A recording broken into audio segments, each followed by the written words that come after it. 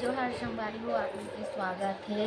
तो ये देखो संगवारी हो, मैं ना ये बनात हूँ, मैं बहुत दिन से बनात हूँ संगवारी हो। एला धीरे धीरे करके काम मतलब टाइम निकाल के करत हूँ संगवारी हो। देख सकते हो अभी कितना खूबसूरत लगत है ना।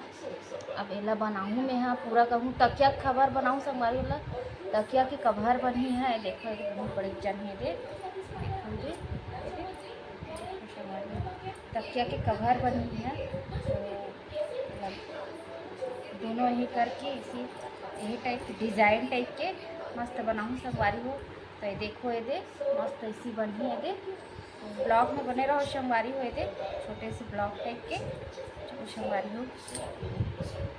तो इसका वर्क देखो संगवारी हो कितना मस्त है। देखो ये मस्त लगा थे। ये वर्क वगैरह है। दे एकदम नज़दीक से दिखात हो। दे बढ़िया लगत ना, मस्त।